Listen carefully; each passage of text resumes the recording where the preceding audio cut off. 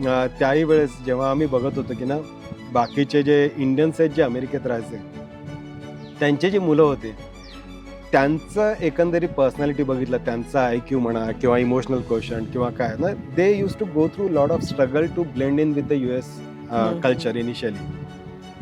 आम्हाला हेमा आणि मला ते नव्हतं, म्हणजे असं कधीच नव्हतं की इंडिया हे थर्ड वर्ल्ड आहे आणि US फर्स्ट वर्ल्ड आहे म्हणून आपण US मध्ये राहायला पाहिजे. एकदा फाउंडेशन तयार झालं, एकदा तुमचं way of thinking once it is setup, मग तुम्ही you can go and win the world. ठीक आहे. आणि शेवटी पैशाच्या बाबतीत म्हणायचं तर ना, everybody needs to figure out की ना आपल्या नीड्स आणि वॉन्ट्स काय, गरजा किती आहे ते कळलं, ते can live a very good life. तर त्याच्याचमुळे आम्ही त्यावेळेस ठरवलं की मुलांना वाढवायचं तर इंडियामध्ये. सगळ्यात महत्त्वाचं म्हणजे इंडियात आल्यावरती you are part of the mainstream here. त्याच्यामुळे तुम्हाला जे करायचं आहे, म्हणजे सॉफ्टवेअर कंपनी करायची आहे, ती तयार केली, ती मोठी केली. एक दिवस वाटलं की नाही, हे आता कंटिन्यू करण्यात उपयोग नाही, बर्नआउट खूप जास्त आहे, मग ती कंपनी बंद केली. त्याच्यानंतर मग PhD केली. अशा बाकीच्या बऱ्याचशा ज्या गोष्टी करायच्या होत्या, त्याचं स्वातंत्र्य इथे जे असतं ते दुसऱ्या देशात राहून फक्त पैशासाठी काम करण्यात मला त्याच्यात इंटरेस्ट नव्हता, म्हणून आम्ही परत.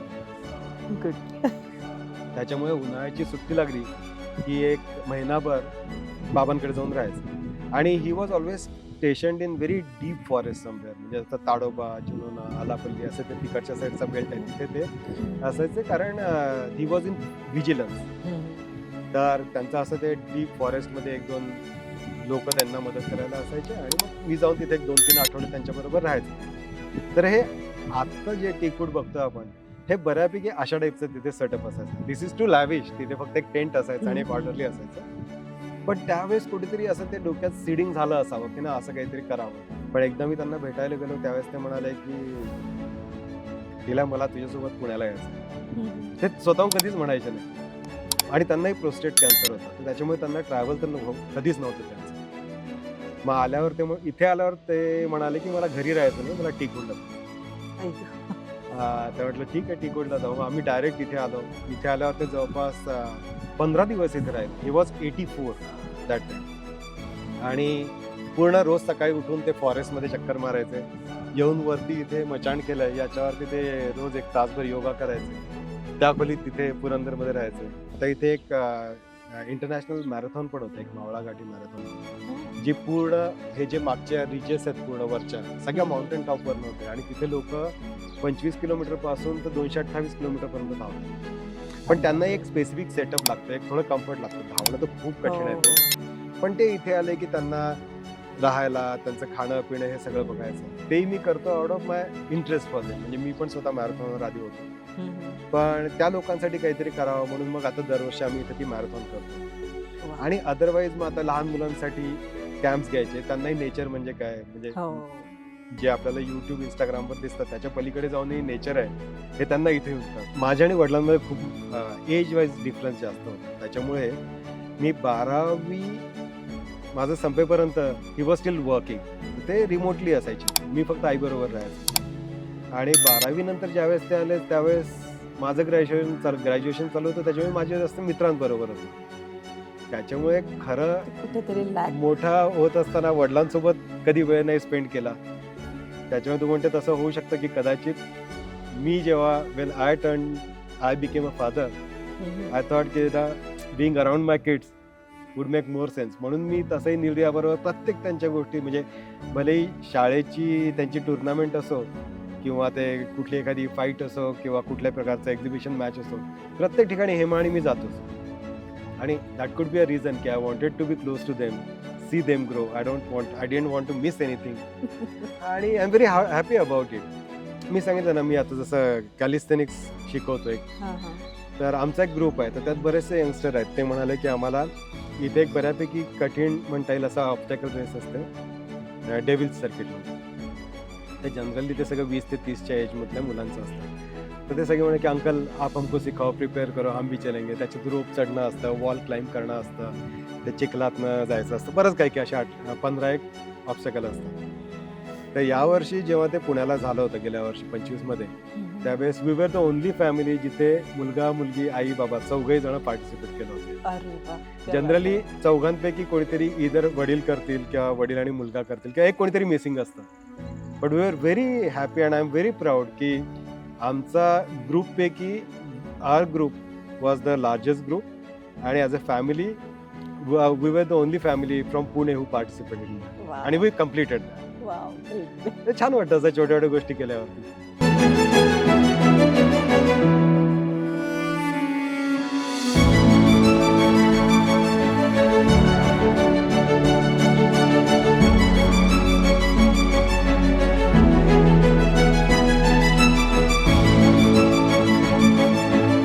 नमस्कार मित्रमैत्रिणी, लाईफ बिगिन्स आफ्टर 50 या सत्रात तुम्हा सगळ्यांचे स्वागत आहे. आम्ही दोघांनी आत्ताच आमची 50शी क्रॉस केली. जरा फॅमिलीची जबाबदारी कमी झाली, मुलांची जबाबदारी कमी झाली. आपण जसं हे लाईफ आता एन्जॉय करतोय तसं आपले बाकीचे मित्रमैत्रिणी किंवा आजूबाजूचे लोक कसे एन्जॉय करतात, तर याची उत्सुकता म्हणून आम्ही ही लाईफ बिगिन्स आफ्टर 50 ही संकल्पना सुरू केली.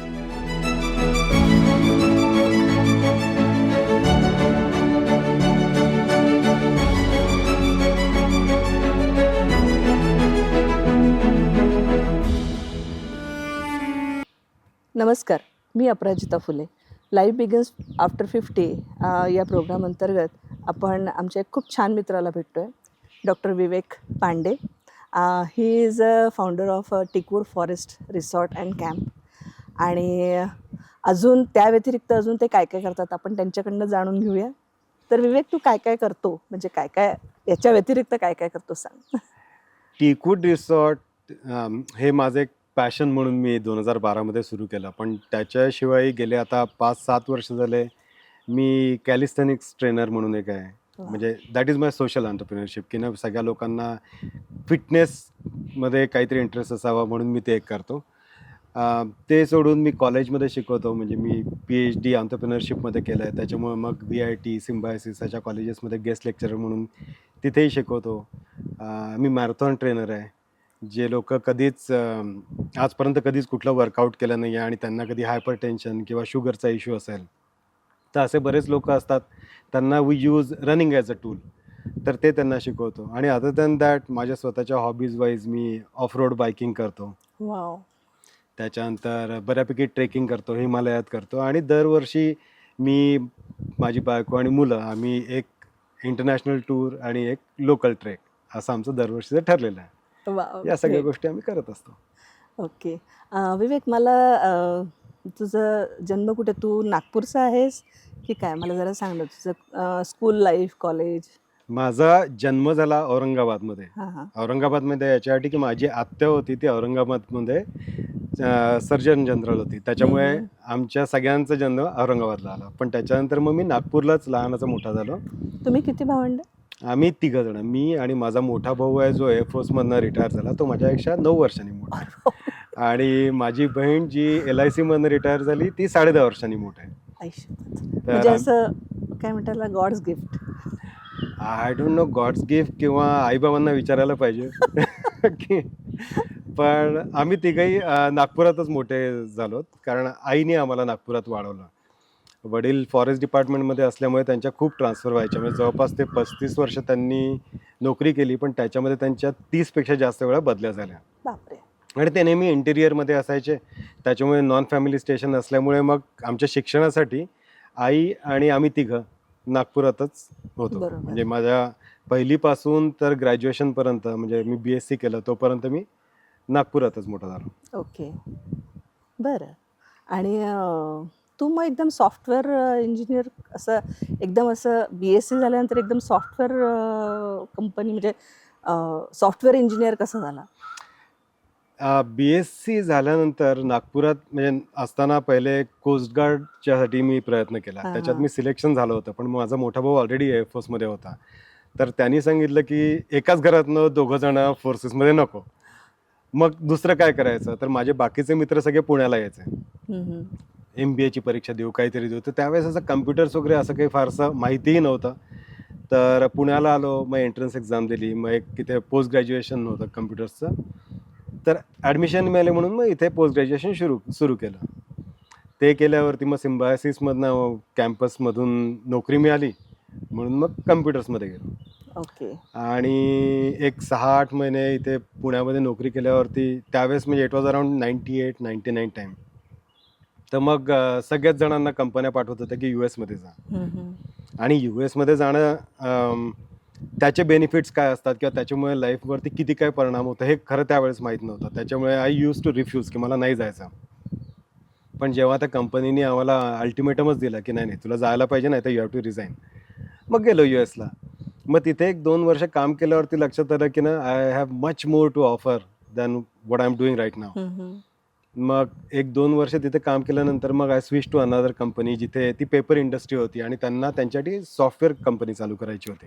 ओके. आणि मला नेहमी माहिती होतं की I wanted to do something on my own. त्याच्यामुळे मग त्या पेपर इंडस्ट्रीसाठी पहिले आम्ही सॉफ्टवेअर कंपनी सुरू केली. ती 4-5 वर्ष वाढवली. मग प्रोजेक्ट्स इतके यायला लागले की मग असं होतं त्यांचं की नाही आपण ना इथे अजून लोक नाही घेऊ शकत, आपल्याला काहीतरी वेगळं केलं पाहिजे. मग त्यावेळेस मी US मध्ये माझी स्वतःची एक सॉफ्टवेअर कंपनी फॉर्म केली. अरे वा. आणि माझी बायको ही हेमा, ती पण सॉफ्टवेअर इंजिनियर. तर त्यावेळेस जस्ट 2003-2005 असा त्यावेळेसचा पिरियड होता की ज्यावेळेस माझा मुलगा आणि मुलगी दोघंही दे वर बॉर्न इन US. त्याच्यानंतर नील नील आणि आणि रिया. ओके. तर ते झाल्यावरती मग हेमा म्हणाली की ना I want to dedicate my life to Neel and Riya. मला करिअर म्हणून हे करायचं नाही आहे, पण she shared the dream of starting something on our own. तर 2005-06च्या सुरुवातीला ती आली. ऍक्च्युली जनरली US ला गेल्यानंतर लोक वापस येत नाही. पण मग असं काय झालं की म्हणजे तुम्ही डिसिजन घेतला की नाही मुलांसाठी आपण इंडियात यावं? त्याचे ना एक 2-3 कारणं होते. एक म्हणजे असं होतं की US ला जेव्हा आम्ही होतो त्यावेळेस जे लोक ऑलरेडी US मध्ये स्थायिक होते त्यांच्याकडनं नेहमी एक कळायचं की ना they miss being around their parents. आणि बरेचदा असं असतं की ना पेरेंट्स इथे त्यांनाही कळायचं की ना आपल्या पेरेंट्सला आपली गरज आहे, पण जे काही कारण असतील त्याच्यामुळे दे कुड नेवर कम.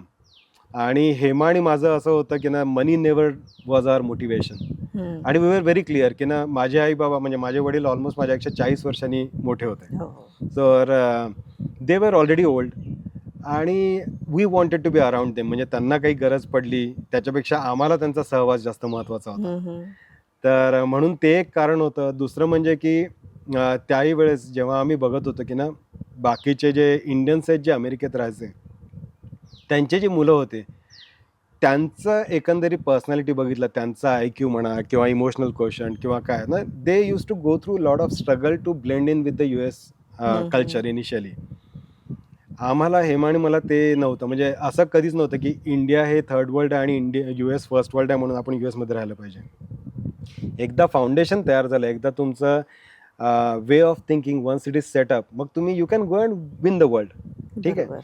आणि शेवटी पैशाच्या बाबतीत म्हणायचं तर ना everybody needs to figure out की ना आपल्या नीड्स आणि वॉन्ट्स काय, गरजा किती आहेत हे कळलं तर you can live a very good life. तर त्याच्याचमुळे आम्ही त्यावेळेस ठरवलं की मुलांना वाढवायचं तर इंडियामध्ये. आणि एकदा ते मोठे झाल्यावरती दोघंही तसे अमेरिकन सिटीजन आहेत, त्यांना हवं असल्यास they can always go back, त्यांना तोही चॉईस असतो. त्याच्यामुळे ते इंडियाला परत येणं हा फारसा मोठा असं ना धाडसी किंवा असं काही नव्हतं. आणि बऱ्याच लोकांचं असं असतं की अरे US मध्ये we were amongst top 3% earners आणि दोघंही तिथे नोकरी करत होतो. मग इंडियात आल्यावरती तुमचं कसं होणार, काय होणार, असं बऱ्याच लोकांचं होतं. पण वी हॅड अ प्लॅन, कारण इंडियात येण्याच्या आधी आमची इथे सॉफ्टवेअर कंपनी होती. हेमाने ती सेटअप केली होती. 70 लोक इथे काम करत होते. मी तिथे US मध्ये करत होतो. अँड सगळ्यात महत्त्वाचं म्हणजे इंडियात आल्यावरती you are a part of the mainstream here. त्याच्यामुळे तुम्हाला जे करायचं आहे म्हणजे सॉफ्टवेअर कंपनी करायची आहे ती तयार केली, ती मोठी केली. एक दिवस वाटलं की नाही हे आता कंटिन्यू करण्यात उपयोग नाही, बर्नआउट खूप जास्त आहे, मग ती कंपनी बंद केली. त्याच्यानंतर मग PhD केली. अशा बाकीच्या बऱ्याचशा ज्या गोष्टी करायच्या होत्या त्याचं स्वातंत्र्य इथे जे असतं ते दुसऱ्या देशात राहून फक्त पैशासाठी काम करण्यात मला त्याच्यात इंटरेस्ट नव्हता, म्हणून आम्ही परत आलो. गुड. आपण आता हेमाबद्दल बोलूया. ऍक्च्युली हेमा तुला कशी भेटली? तुमचं अरेंज मॅरेज की लव्ह मॅरेज? आमचं लव्ह मॅरेज. ती कुठे भेटली? आणि त्याची एक इंटरेस्टिंग स्टोरी आहे हेमाच्या बाबतीत. म्हणजे मी जेव्हा पुण्यात आलो तर फर्स्ट इयर मी एका कॉलेजमधनं केलं होतं, नारळकर इन्स्टिट्यूटमधनं. आणि मला सेकंड इयरला जायचं होतं सिम्बायसिसला, कारण माझं ऑब्जेक्टिव्ह होतं काही झालं तरी कॉलेज संपल्यावरती, सेकंड इयर संपल्यावरती माझ्या पेरेंट्सनी सांगितलं होतं तुला एकही पैसा मिळणार नाही, कसं जगायचं तुझं तू बघ. त्याच्यामुळे मला माहिती होतं की सिम्बायोसिसमध्ये गेलो होते, तिथून कॅम्पस प्लेसमेंट असतात. मी ज्या कॉलेजमध्ये होतो तिथे कॅम्पस नव्हतं.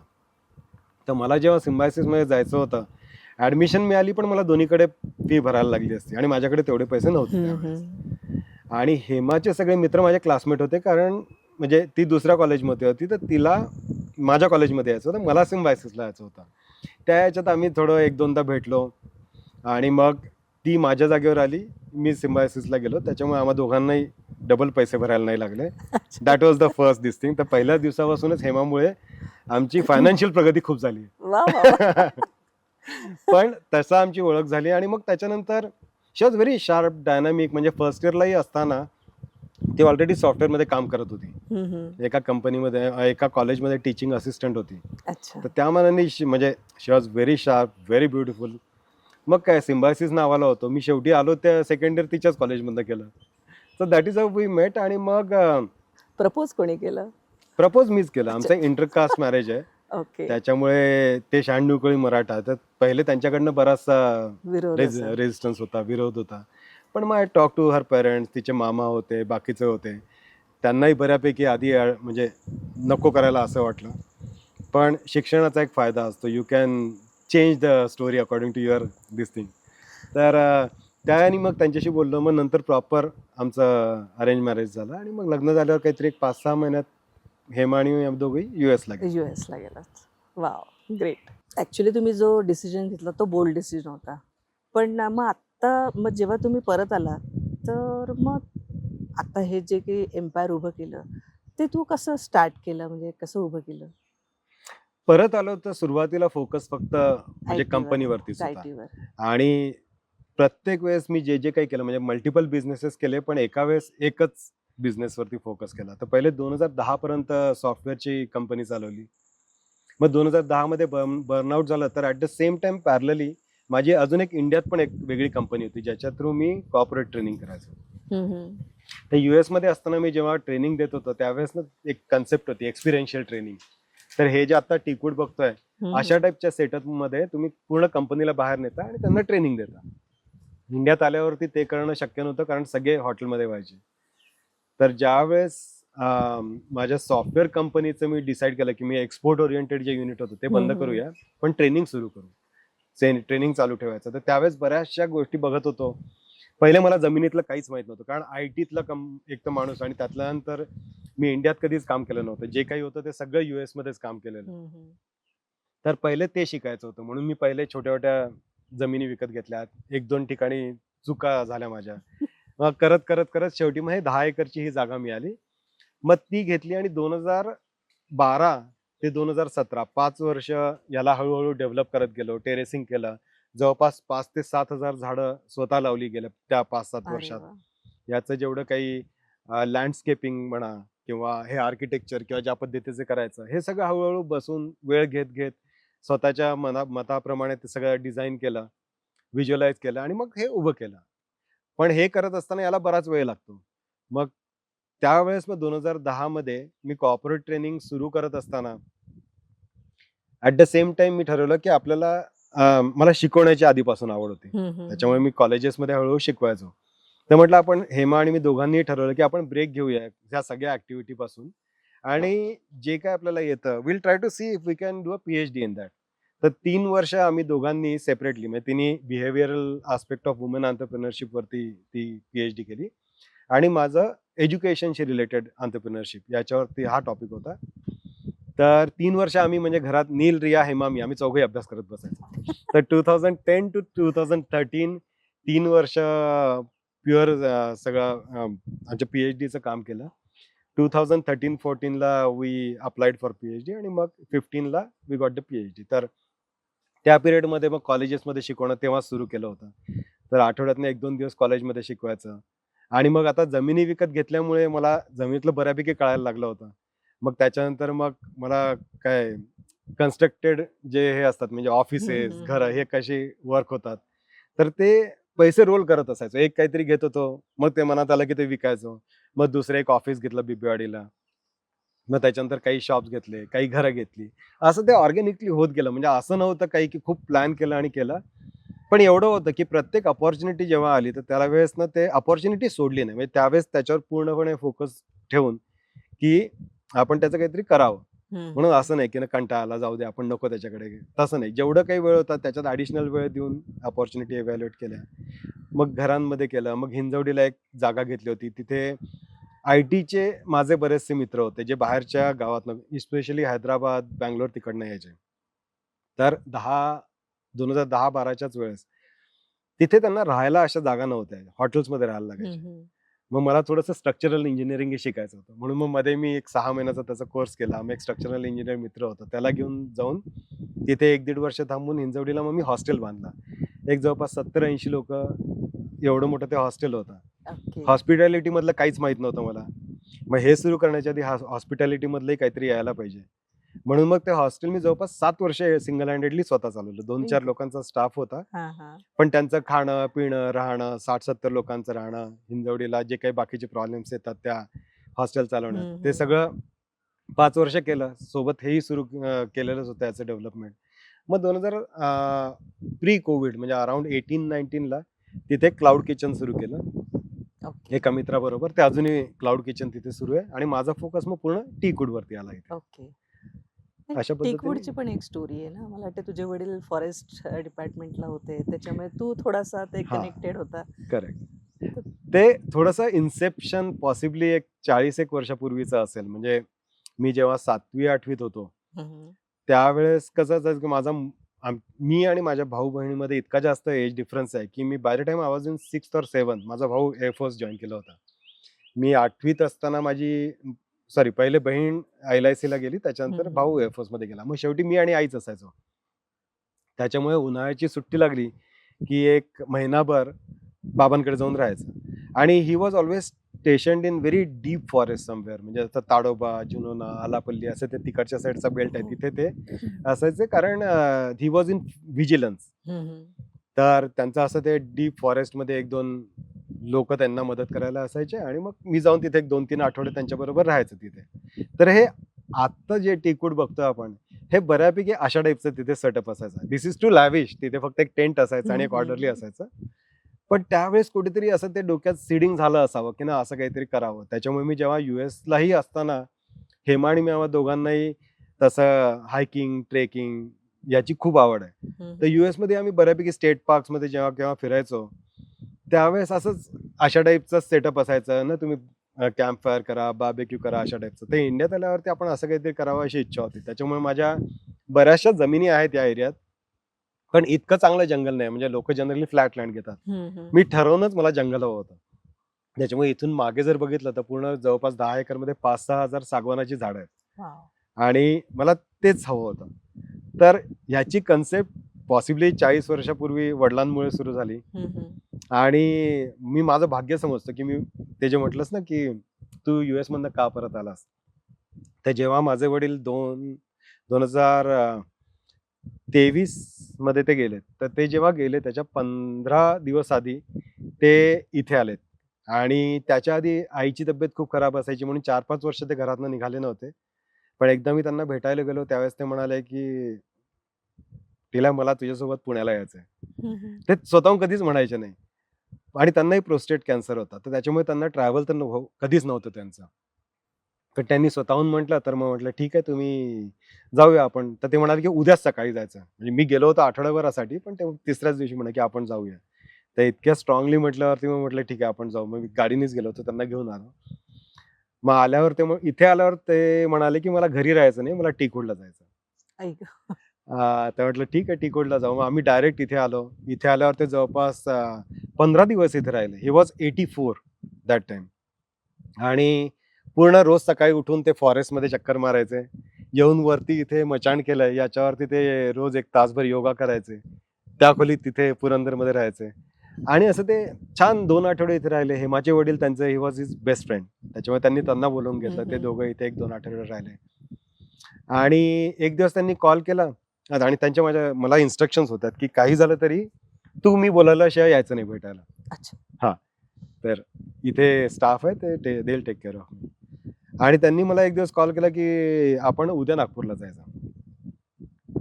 ते असंच होते, म्हणजे ते त्यांच्या मनातील त्यावेळेस ते सांगायचे आणि you have to follow in line.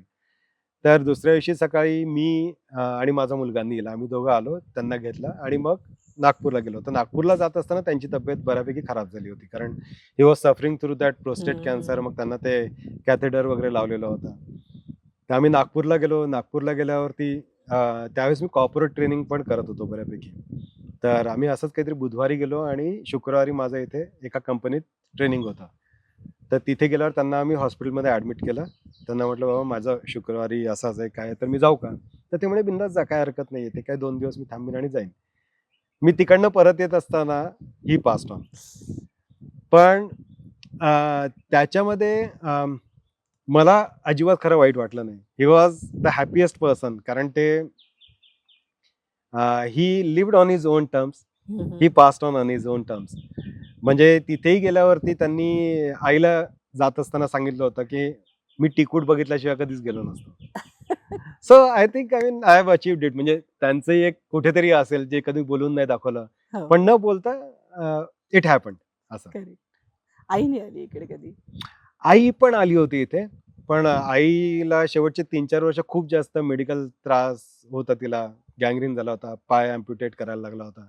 त्याच्यामुळे ती त्यावेळेस नाही आली. ती त्याच्या आधी थोडं म्हणजे 8-10 वर्षापूर्वी याच्या इनॉग्रेशनला माझा भाऊ, बहीण, आई, बाबा सगळे होते. हो. हां. ते आपण म्हणतात ना, की आता टिकवूडमध्ये जे काही तू प्लांटेशन केलेले आहेत, झाडं आहेत, ते सगळे तुझ्या ओळखीचे आहेत नाही का? म्हणजे ते सगळे सगळं ओळखीचे. प्लांटेशन तू केलेलं आहेस. हो, हो. प्रत्येक एकूण एक झाड, म्हणजे कुठलं झाड कधी लावलंय आणि का लावलंय हे पण माहिती आहे. आणि याच्यातले बरेचसे झाडं लावत असताना हे टीकवूडचे काही-काही झाडं अजिबात कधी हात लावलेले नाही त्यांना. पण त्याच्याही मागे काही कारण आहेत, की ना ते आणि बऱ्याचशा गोष्टी अशा असतात ना नेचरविषयी, की ते नॉट नेसेसरली की क्रॉस पॉलिनेशन किंवा ब्युटिफिकेशन, पण असं ना झाडं तुमच्याशी बोलतात. हो. हे मी माझ्या वडिलांकडनं शिकलं. कारण ते जेव्हाही मी त्यांना बघायचो, हं, हं. ते ॲक्चुअली झाडांशी बोलायचे. आणि ते जेव्हा घरी नसायचे, त्यावेळेस you could see the difference, की झाडांची एनर्जी बदलायची, ते घरी आले की बदलायचे. आणि तेच इथेही होतं. मी 15 दिवस नाही आलो, इतकी मोठी झाडं आहेत ही खरं, यांना काही पाण्याची किंवा याची काही गरज नाहीये. पण you can see the difference. तेवढा फरक होतो. हे टिकवूड डेव्हलप करताना तुला बरेचसे चॅलेंजेस आले असतील ना? हो, म्हणजे एवढी मोठी प्रॉपर्टी आहे आणि इथे कसं आहे, की हे प्युअरली विलेज आहे, गाव आहे. हं.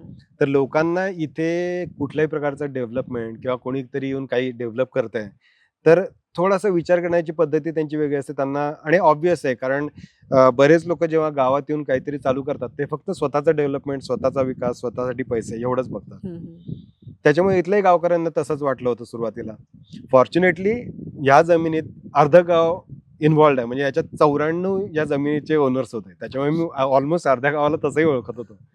पण हे चालू करण्याच्या मागे जेव्हा त्यांना कळलं, की ऑब्जेक्टिव्ह फक्त पैसे कमवणं असं नाहीये, पण गाव इतक्या जवळ आहे. इथे आपल्या इथे इंद्रायणी तांदूळ असतो. हं, हं. आपल्या गावालाही थोडं विकासाला मदत व्हावी. हं, हं. त्याच्यामुळे प्रॅक्टिकली हे जे माळेगाव आहे, हे थोड्या बहुत प्रमाणात दत्तक घेतलं असंही म्हणता येईल. अच्छा. पण सुरुवातीला प्रत्येकाचा इगो असतो. मग ते काही लोकं होते, की त्यांनी आम्ही तुमचा रस्ता अडवू, आम्ही तुम्हाला येऊ देणार नाही. इथून ती सुरुवात केली होती. पण हळू सगळे प्रॉब्लेम्स झालेत सॉल्व्ह.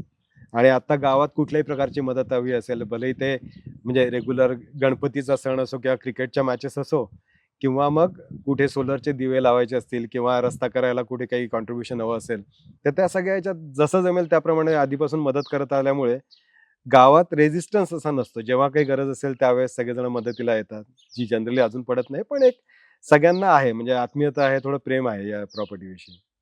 कसं माणसावर पण डिपेंड करते ना, म्हणजे तुझा स्वभाव आहे त्याच्यामुळे ते लोकं जास्त तुला म्हणजे हेल्पिंग हँड आपण म्हणतो, तसंही असू शकते. हां, म्हणजे ऑब्व्हियसली आता या स्टेजला आहे मी लाईफच्या, की जिथे कोणाकडनं काही घेण्यापेक्षा काही दिलेलं जास्त बरं. दिलेलं म्हणजे जास्त. नाहीतर माझ्यात आणि आजूबाजूचे हे जे गाई-म्हशी आहेत त्यांच्यात काय फरक आहे? प्रत्येक जण स्वतःसाठीच जगतो. म्हणजे we are humans, we got to give it back, right? बरोबर. इथे तू काय-काय ॲक्टिव्हिटी घेतो? इथे म्हणजे ना हे खरं माझ्यासाठी प्लेग्राऊंड आहे, असं म्हणता हं, येईल. हं, म्हणजे हं. याच्यात बिझनेस पार्ट हा एक प्रकार झाला. पण ॲक्टिव्हिटी वाईज म्हणजे मी आता मला जसं ऑफ रोडिंग खूप आवडतं. हं, हं. तर इथे मागे ऑफ रोडिंगचा एक ट्रॅक तयार केलेला आहे. ओके. त्याच्यानंतर ॲडव्हेंचर गेम्स आहेत बरेचसे. आणि बऱ्याचशा गोष्टी ज्या मला आवडत गेल्यात, त्या मी इथे करतो. आता इथे एक इंटरनॅशनल मॅरेथॉन पण होतं, एक मावळा घाटी मॅरेथॉन म्हणून, हो. जी पूर्ण हे जे मागच्या रिजेस आहेत पूर्ण वरच्या सगळ्या हम्म. माउंटेन टॉप वरनं होते आणि तिथे लोक 25 किलोमीटर पासून तर 228 किलोमीटर पर्यंत धावतात. पण अरे त्यांना बापरे. एक स्पेसिफिक सेटअप लागतं, एक थोडं कम्फर्ट लागतं. धावणं तर खूप हो कठीण आहे ते. हो. पण ते इथे आले की त्यांना राहायला, त्यांचं खाणं पिणं हे सगळं बघायचं. तेही मी करतो out of my interest for them. म्हणजे मी पण स्वतः मॅरेथॉनवर आधी होतो. हम्म. पण त्या लोकांसाठी काहीतरी करावं म्हणून मग आता दरवर्षी आम्ही इथे ती मॅरेथॉन करतो. वा. आणि अदरवाईज मग आता लहान मुलांसाठी कॅम्प्स घ्यायचे. त्यांनाही नेचर म्हणजे काय, म्हणजे हो.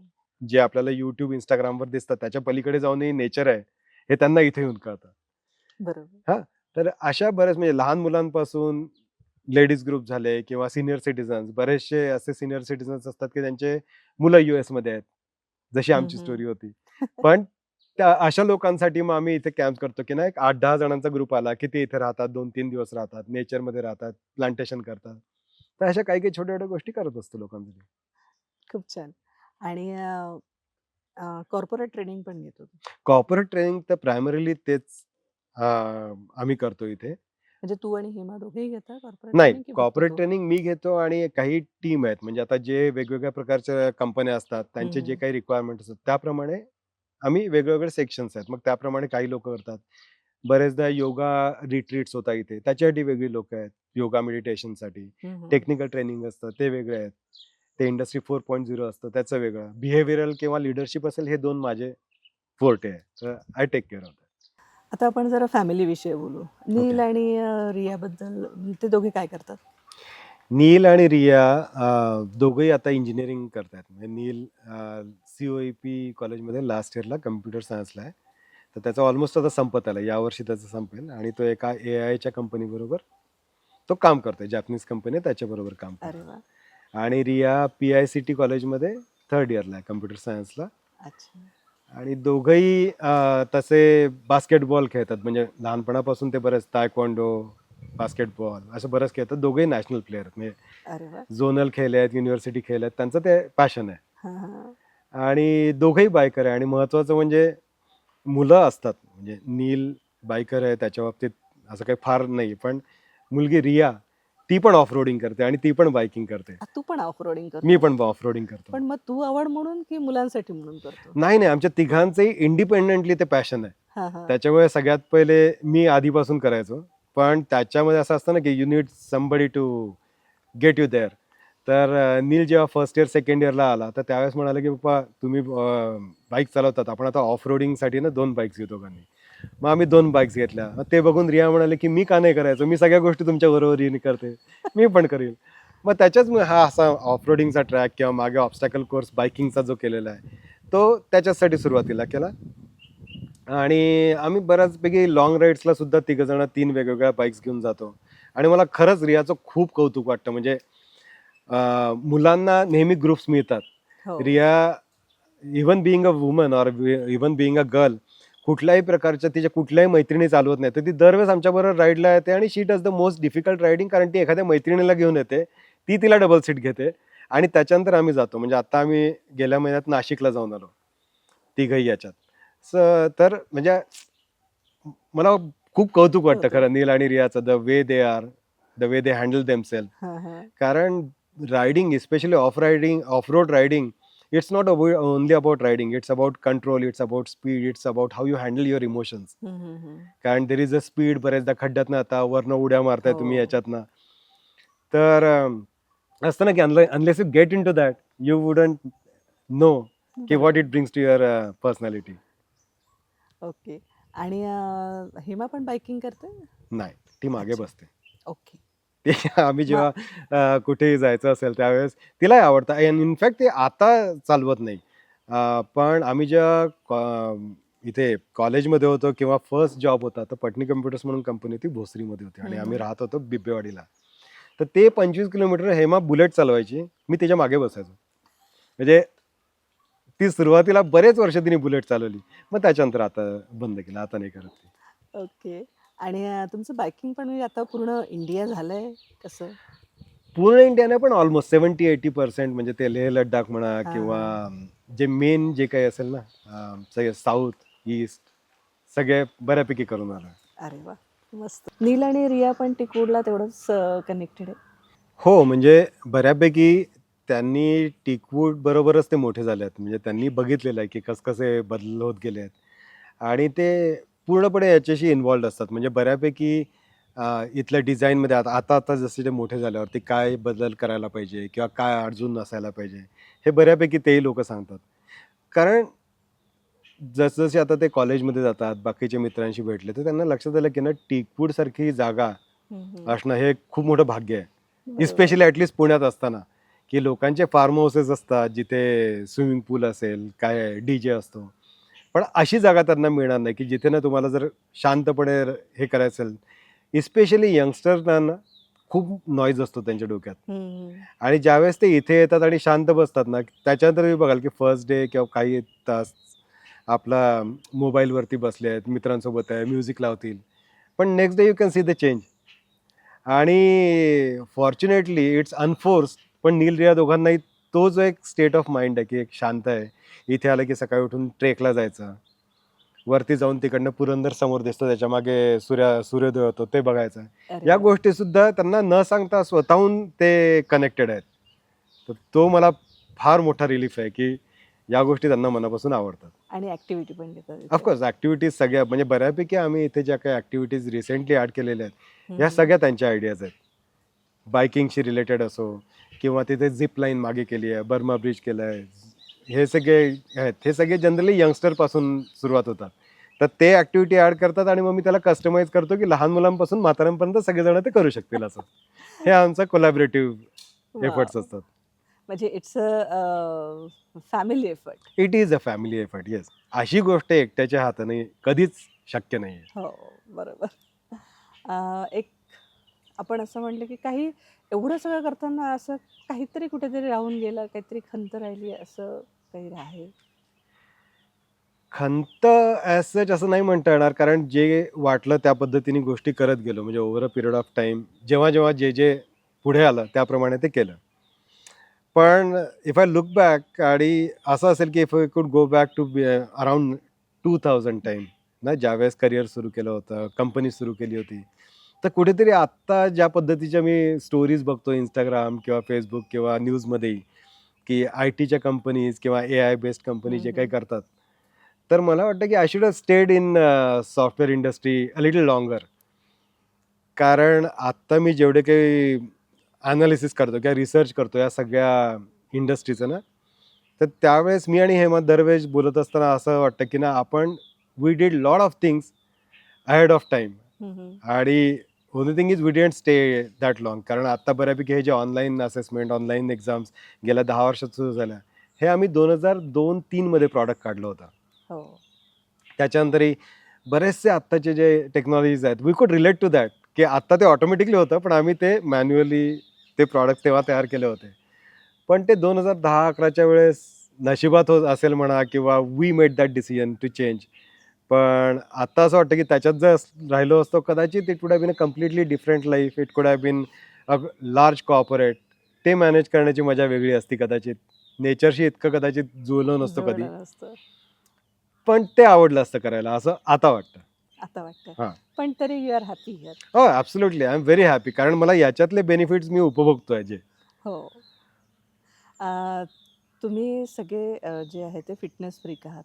तुमची काही अशी अचिव्हमेंट आहे की ज्यात तुम्ही चौघांनी पार्टिसिपेट केलेलं आहे? मला वाटते एक फॅमिली ॲथलेटिक्स काहीतरी तुम्ही हे प्रोग्राम केला होता. हो, ॲक्चुअली म्हणजे ॲज अ फॅमिली पण सांगतो, पण त्याच्या आधी लास्ट इयर हेमा आणि मी आम्ही दोघांनी नॅशनल लेव्हलला जे इव्हेंट्स असतात म्हणजे 100 मीटर, 200, 400 मीटर, त्याच्यात इंडियाकडनं आम्ही दोघांनी पार्टिसिपेट केलं होतं. Hema was in 45 to 50 category last year आणि मी 50+ कॅटेगरीमध्ये केलं होतं. It was an experience of lifetime. म्हणजे वेगवेगळ्या देशातनं पूर्ण एशियन कंट्रीजमधनं लोकं होते आणि वी कुड compete with them. It was quite a blessing. आणि मी सांगितलं ना, मी आता जसं कॅलिस्थेनिक्स शिकवतो एक, हां, हां. तर आमचा एक ग्रुप आहे. तर त्यात बरेचसे यंगस्टर आहेत. ते म्हणाले की आम्हाला इथे एक बऱ्यापैकी कठीण म्हणता येईल असा ऑब्स्टॅकल रेस असते. डेव्हिल्स सर्किट म्हणतात. तर जनरली ते सगळं 20 ते 30च्या एजमधल्या मुलांचं असतं. तर ते सगळे म्हणे की अंकल आप हमको सिखाओ, प्रिपेअर करो, हम भी चलेंगे. त्याच्यात रोप चढणं असतं, वॉल क्लाइंब करणं असतं, ते चिखलातनं जायचं असतं, बरंच काही की अशा 15 एक ऑब्स्टॅकल असतात. तर यावर्षी जेव्हा ते पुण्याला झालं होतं गेल्या वर्षी 25मध्ये, त्यावेळेस we were the only family जिथे मुलगा मुलगी आई बाबा चौघही जण पार्टिसिपेट केलं होतं यांनी. अरे वा, क्या जनरली बात आहे. चौघांपैकी कोणीतरी इधर वडील करतील किंवा वडील आणि मुलगा करतील किंवा एक कोणीतरी मिसिंग असतं.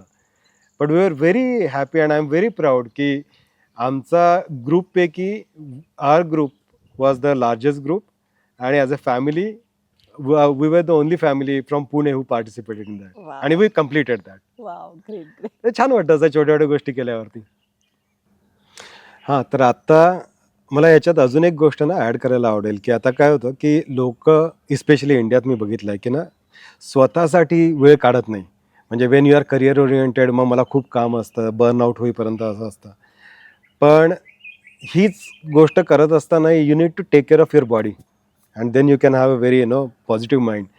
पण ते करण्यासाठी 1 तासही दिवसभराचा पुरेसा असतो. म्हणजे मी आता गेले जवळपास 7 वर्ष झाले एक इन्व्हर झोन म्हणून एक सोशल एंटरप्रेन्योरशिप म्हणता येईल, की जिथे मी फ्री ऑफ कॉस्ट लोकांना सगळं कॅलिस्थेनिक्स शिकवतो. आणि कॅलिस्थेनिक्स शिकवणं हे सोपं नाही आहे. म्हणजे it is not something like एक जिम चालवण्यासारखं नाही आहे. त्याच्यात थोडीशी काही चूक झाली तर लोकांचा खांदा निखळू शकतो, गुडघ्याचा दुखापत होऊ शकतो, हे करतो. पण मी ते इतक्या डेडिकेटेडली गेले 7 वर्ष करतोय. आता ऑलमोस्ट 40-50 लोकं शिकतातही रोज माझ्याकडे आणि त्यांचं ट्रान्सफॉर्मेशन झालं. आणि कसं होतं, की ज्यावेळेस तुम्ही फिजिकली फिट असाल त्यावेळेस it affects your career, it affects everywhere. कारण your personality changes, your way of thinking changes. तर म्हणजे हे जे समाजासाठी काहीतरी करणं आहे त्याच्यामध्ये नेहमी असे पैसे दिले पाहिजे किंवा एफर्ट्स टाकले पाहिजे असं काही नाही. की माझ्या दृष्टीने कसं आहे, की बिईंग फिजिकली फिट आणि म्हणजे respecting your self, respecting your body is most important. म्हणून मी जरी थ्रू आउट माय लाईफ मी एक स्विमर होतो किंवा हॉकी खेळत होतो लहानपणी, पुढे रोलर ब्लेडिंग केलं, बाकीचं सगळं ॲथलेटिक केलं. पण हा एक this is a way for me to give back to society, की ना लोकांना फ्री ऑफ कॉस्ट शिकवतो. लोकांनी त्याचा ना उपयोग करावा. माझ्या चॅनलमध्ये करा किंवा दुसऱ्या कोणाचं बघा, पण आपल्या इथल्या यंगस्टरनी खरोखर स्वतःकडे जास्त लक्ष देणं गरजेचं असं मला वाटतं. आणि त्याचे ते सेशन्स पण घेतो. आणि त्याचे सेशन्स घेतो. म्हणजे दर आठवड्यात मी जवळपास आठवड्यातले 6 तास मी त्यांच्यासाठी फ्री ऑफ कॉस्ट करतो. ओके. आणि मग ते कुठे बाकी तू इथे घेतोस की ते पुण्यात घेतो. पुण्याला घेतो. ओके. पण मग त्याच्यासाठी काय जिमला वगैरे असं हे केलंय की काही नाही. म्हणजे सगळं जसं टीकवूड हे नॅचरल आहे, हां, हां. तसंच बऱ्यापैकी आपल्या बॉडीला फिट ठेवण्यासाठी सगळ्यात जो बेस्ट एक्सरसाइज आहे तोही नॅचरलच असायला पाहिजे. म्हणजे मी जे शिकवतो त्याच्यामध्ये पूर्ण बॉडी वेट एक्सरसाइजेस असतात. कुठल्याही प्रकारचा डंबेल नाही, जिम नाही. पण ते काय इफेक्टिव्ह आहे, डंबल असतात 15 आणि 20 किलोचे किंवा लोक म्हणतात मी 100 किलोचं काय बेंच प्रेस केला. पण तुमचं जर बॉडी वेटच 80 किलो आहे तर प्रत्येक एफर्ट करत असताना, प्रत्येक प्रकारचा एक्सरसाइज करत असताना तुम्ही तेवढं वेट वापरताय ना, हो. मग कशाला जिम हवी. पण there is a way of doing it. तुम्ही लोकांना जिम आवडत असेल त्यांनी करावं, धावणं आवडत असेल असावं, पण काहीतरी करायला पाहिजे. आणि मला वाटतं की प्रत्येकच जण जो माझ्या स्टेजचा आहे त्यांनी अशा प्रकाराने किंवा त्यांना जे आवडेल त्या पद्धतीने समाजाला काहीतरी देणं गरजेचं आहे. आणि माझ्या दृष्टीने हीच एक चॅरिटी माझ्यासाठी खूप महत्त्वाची आहे. म्हणजे मला असं वाटतं आपण जे म्हणतो की 50शी व्हायची वाट बघू नका, सुरू करा. एक्झॅक्टली. म्हणजे हाच तुझा मेसेज आहे की Correct. You don't wait, you have to start. Correct. कारण यू नेव्हर नो की what is going to be tomorrow. जे काही तुम्हाला अपॉर्च्युनिटीज येतील त्या घ्यायला तुम्ही कमीत कमी फिजिकली तर स्ट्रॉंग असलं पाहिजे आणि मेंटली तर स्टेबल असलं पाहिजे. बरोबर. तेवढं केलं दॅट इज गुड इनफ. आता तुझ्या बकेट लिस्ट मध्ये काही गोष्टी राहिल्यात त्या कुठल्या आहेत? बकेट ज्या लिस्ट मेजर 3 सांग मला. 3.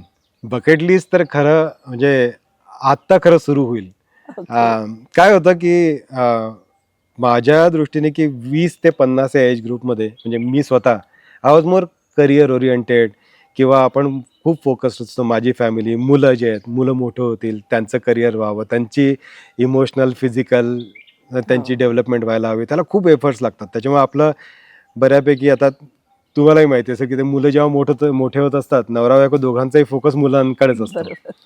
तर आफ्टर 50 माझी बकेट लिस्ट म्हणजे हिमालय फिरायला खूप आवडतं. मलाही खूप फिरायला आवडतं. तर we want to go around the world. Biking मला खूप आवडतं. हिमालय बसून फिरायला आवडतं. तर we want to do some long rides. म्हणजे इथून आहेत ना काहीतरी इंडियातनं एक लंडनलाही हा. लोक बाय रोड जातात. तर Hema and I want to do that once. Wow. त्याच्यानंतर नॉर्वेला जाऊन नॉर्दर्न लाईट्स बघायचे आहेत. त्याच्यानंतर अंटार्क्टिकाला क्रूज शिपवरती जायचा प्लॅन आहे. तर मेनली आत्तापर्यंत जेवढं बघितलं आहे ते बऱ्यापैकी रिस्ट्रिक्टिव्ह होतं फॉर व्हेरियस रिझन्स. बरोबर. पण आता कसं आता मोठे मुलं झाले 50 झाल्यावरती 50तले लोक म्हणजे काय 25 वर्षाचे लोक विथ लॉट ऑफ मनी एवढंच असतं खरं. तर I might as well use that की इतकं सुंदर जग आहे, जगात जसं आपण केलेलं असं खूप लोकांनी खूप काही गोष्टी केलेल्या आहेत. तर आत्तापर्यंत असं होतं की हेमा सेपरेटली तिच्या मैत्रिणींसोबतही जायची, आम्ही पण एकत्र जातो, मी पण माझ्या मित्रांसोबत केलंय. पण याच्या पुढे आम्ही विल डू इट टुगेदर. तुझं एक सोलो ट्रिपचं पण तुझं स्वप्न आहे ना? एक सोलो ट्रिप पण करायची आहे, सोलो बाईक राईड करायची आहे मला, वाव. की एक साधारण 15 दिवस किंवा एक महिनाभर कट ऑफ फ्रॉम एव्हरीबडी, फक्त बघत जायचं, वेगवेगळ्या देशातले आर्किटेक्चर बघायचे, वेगवेगळे रस्ते बघायचे, जे काही एक्सपिरियन्स असेल ते घ्यायचे. आणि मला वाटतं त्याच्या दृष्टीने माझी तयारी सुरू आहे. मी इथे आल्यावर सुद्धा बिना फोनचं 3-3, 4-4 दिवस राहतो, which is a good start. So meditation. It is a meditation. तर इथे मोबाईलची पण रेंज नाही आहे इकडे, आणि आपण मोबाईल नसलं तर आपण अस्वस्थ होतो. तर मग इथे लोक असे कसे कनेक्ट होतात, म्हणजे इथे कसे राहतात? इथे कसं आहे की मोबाईलची ऑनेस्टली इथे फुल रेंज आहे, ठीक आहे. पण तरी इथे आल्यावरती जर बघशील की बरेचसे लोक येतात इथे आणि ते फोन कुठेतरी विसरतात, ठेवतात आणि 2-2 दिवस त्यांना आठवणी येत नाही. याचं कारणच आहे की ही जागाच अशा पद्धतीने मी डेव्हलप केली की इथे आल्यावर तुम्हाला ना तुमचं बालपण आठवतं. तुम्हाला वाटेल ते गेम खेळता येतात. म्हणजे मागे फॉरेस्टमध्ये जाऊन तुम्ही काही गेम खेळा, इथे एक गेमिंग हॉल आहे, इथे तुम्ही खेळा किंवा इथे भोवरा खेळा किंवा गोट्या खेळा, ते पण सगळं इथे ठेवलेलं आहे.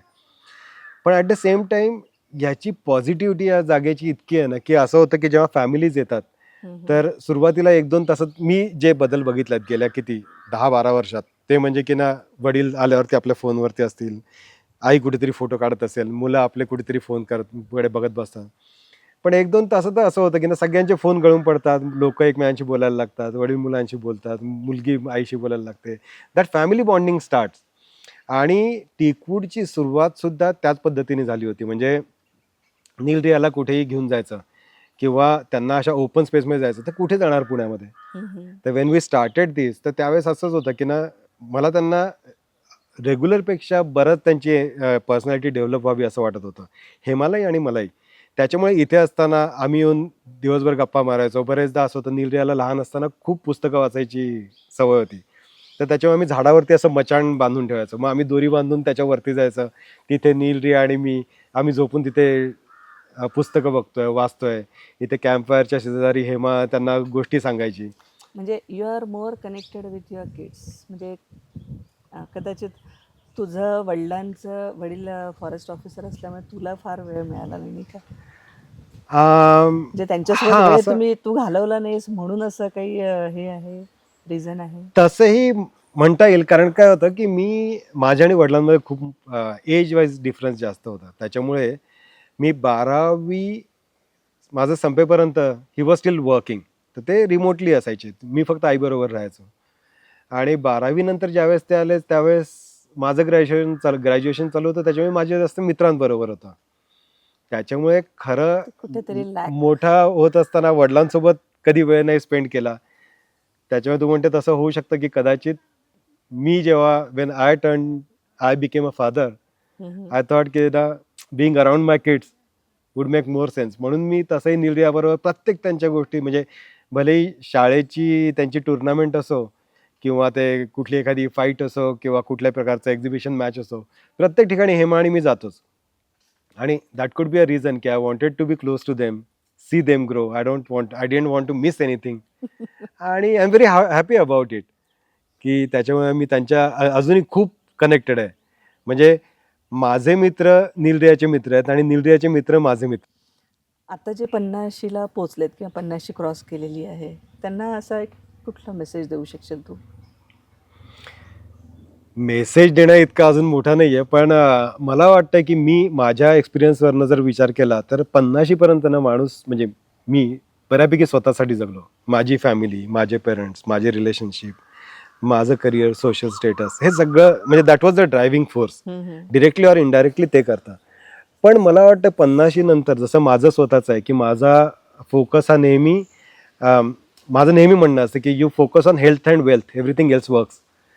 तर जसं मी ठरवलं की इथून पुढे I want to make a change in society. माझ्या आजूबाजूच्या लोकांना जे आहे की आय विल मेक शुअर की ना ज्याला गरज असेल त्याला मी physical fitness, I will make sure की दे आर फिजिकली फिट आणि मेंटली स्टेबल, मेंटली स्ट्रॉंग. हे मी जसं ठरवलेलं आहे त्याचप्रमाणे प्रत्येकाचे वेगवेगळे पॅशन असतात. तर 50 नंतर माणसांनी थोडंसं स्वतःसाठी जगणं कमी करून लोकांसाठी जगावं. आणि याचा अर्थ आपण सॅक्रिफाय करतो असं नाही आहे, ती आपली रिस्पॉन्सिबिलिटी आहे. ते करता करताही छानपैकी जगू शकतो ना. म्हणजे मी उद्या कुठे नॉर्वेला गेलो, तिथे कोणी धावणारा दिसलं तर इवन इफ यू अप्रिशिएट हिम, या म्हणजे तुम्ही धावताय, मी पण उद्या सकाळी येऊन तुमच्यावर 1-2 किलोमीटर धावून येतो. हे डोक्यात विचार यायला हवे. कारण ॲज लॉंग ॲज माझ्या दृष्टीने यू आर फिट अँड हातपाय चालतायत, सगळं काही छान आहे, तुम्ही बऱ्याचशा गोष्टी एन्जॉय करू शकता. त्याच्यामुळे माझं तरी म्हणणं असं आहे की प्रत्येकाला स्वतःचा जो इंटरेस्ट असतो त्याच्याप्रमाणे त्यांनी समाजाला काहीतरी देणं आता याच्या पुढे खूप गरजेचं आहे, 50च्या पुढे. खूप छान मेसेज दिलास. थँक्यू. तर मित्रमैत्रिणींनो, असा हा आपले डॉक्टर विवेक पांडे, म्हणजे एक फिटनेस गुरु आपण म्हणू शकतो, जे फक्त स्वतःकडेच नाही लोकांची पण तेवढीच काळजी घेतो. आणि नेचर लवर आणि एक समाजाचं देणं म्हणून, म्हणजे सारखं घेण्याच्याऐवजी देण्याची जी प्रवृत्ती आहे हे त्याचं मूलतत्व आहे. आणि एवढ्या सगळ्या गोष्टी करून म्हणजे लोकांसाठी पण जगायचं, पण स्वतःसाठी पण एक काहीतरी करायचं. नेचर लव्हिंग आपण म्हणतो. म्हणजे आज इथे टिकूडमध्ये आल्यानंतर हरणं आहेत, मोर आहेत, त्याच्यानंतर ससे आहेत भरपूर. म्हणजे वेलकम करायला इथे पक्षी आहे. आणि म्हणजे मला इथे येऊन खूप छान वाटलं. आणि असं खूप शिकण्यासारखं आहे. सो तर तुम्हाला हा इंटरव्ह्यू कसा वाटला हे तुम्ही आम्हाला सांगा. आणि तुम्हाला पण तुमची लाईफ स्टोरी जर शेअर करायची असेल तर व्हॉट्सअप नंबर दिलेला आहे, तुम्ही कनेक्ट व्हा, लाईक करा, चॅनल लाईक करा, सबस्क्राईब करा. भेटूया लवकरच.